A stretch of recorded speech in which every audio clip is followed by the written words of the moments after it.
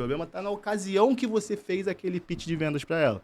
Então, é muito importante a gente sempre entender onde que está o gargalo mesmo do processo de vendas, se está na precificação, se está no processo, se está na hora do pitch de vendas, se está na incidência de mensagem, será que essa pessoa preferia ser ligada, será que essa pessoa preferia escutar um áudio para passar mais segurança para ela, sabe? Então, a apresentação de produto é basicamente você falar o que você vende, quanto que você custa e quantas vezes você faz isso no cartão. O Nori fala muito isso de diferença entre preço e valor, né? O vendedor tem muito essa função de gerar valor, né? Então, por que uma pessoa consegue vender o procedimento por X e a outra consegue vender por 2X? Exatamente. Né?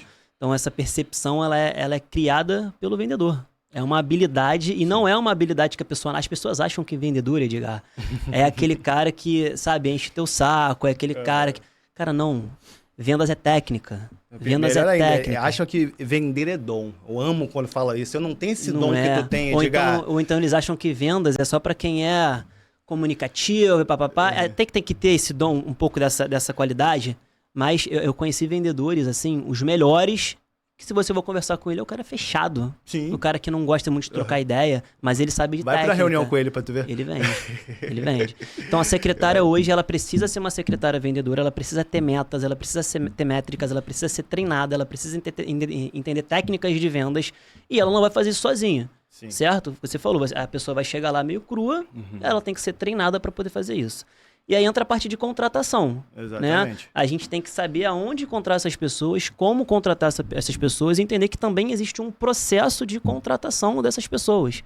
Né? Então, existe o perfil ideal para poder conseguir achar essas pessoas. Você tem que traçar esse perfil dessa pessoa. Você tem que falar, essa pessoa tem que ter tal idade, então essa pessoa tem que ter tal formação e tal experiência e tal. A partir daí, você vai selecionar um campo de pessoas e escolher aquela que, de fato, está alinhada com a cultura e valor da sua clínica.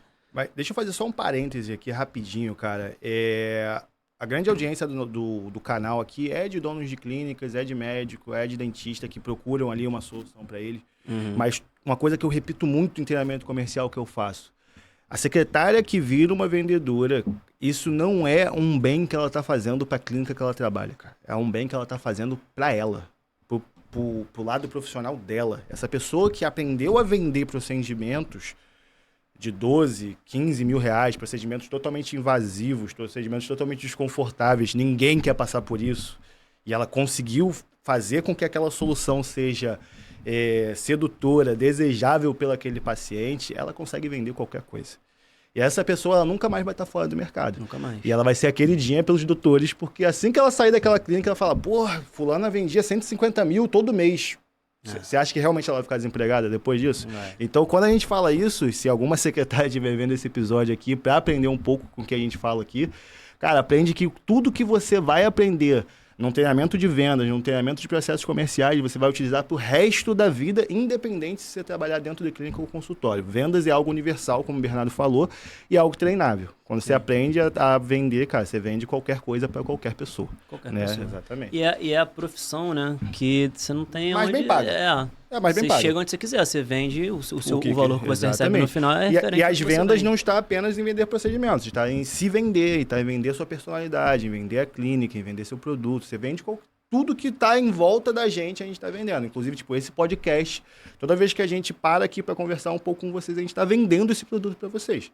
E vocês não percebem, porque isso está aqui num formato de conversa, num formato de conteúdo, né? Mas está rolando uma venda aqui, mesmo que subjetiva. Né?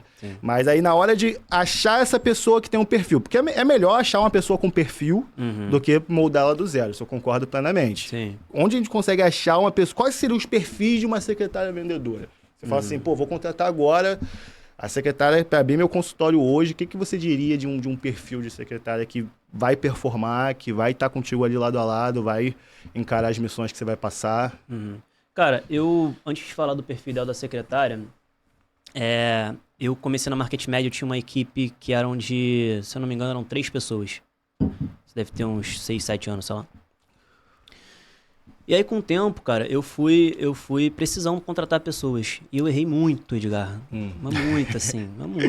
Coisa de maluco. Coisa de maluco, assim. Eu contratava umas pessoas que não tinham nada a ver, né? E contratava pessoas certas. Mas pessoas que não estavam alinhadas com o meu objetivo, com o meu princípio, com meus valores ali. Mas não por meus da que empresa. você achava que você errava? Você tem um motivo palpável que hoje você fala assim, onde eu refleti, por que eu errava? Você conseguiu se eu ligar errava nisso? por alguns motivos. Primeiro, eu não conseguia descobrir o canal correto para poder fazer contratação. Né? Eu fazia o meu processo de contratação, ele era feito às vezes em grupos de Facebook e tal, e ele não é um público mais qualificado para você arrumar profissionais de algumas áreas. E segundo, porque às vezes eu não conseguia definir funções específicas que eu gostaria daquele profissional. Então eu olhava um pouco de forma genérica. Entendi. Eu não conseguia olhar de forma mais específica, assim. Eu não botava no papel, essa pessoa vai fazer isso, funções, que nem a gente falou no começo do episódio. Eu acho que esse é um erro muito comum. É muito comum, cara. Me corrija se eu estiver errado. Tu contratava o cara e queria que ele abraçasse o mundo dentro da tua empresa. Sim, mano, sim. E às vezes eu contratava o cara pra fazer algumas funções que não estavam ali no escopo, mas que ele não tinha qualidade suficiente para poder fazer. Não tinha, às vezes, preparo e tal. Cara, eu vejo esse cenário milhões e acontece de muito, vezes. Eu chego, o doutor chega para mim e fala assim, Edgar, minha secretária não tá performando, não tá vendendo, tudo mais, eu vou conhecer a rotina da secretária.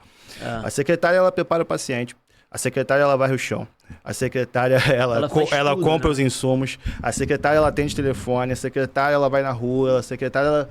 E quando dá, ela atende os leads e faz follow-up, liga. E aí, o dono da clínica ainda quer que ela performe.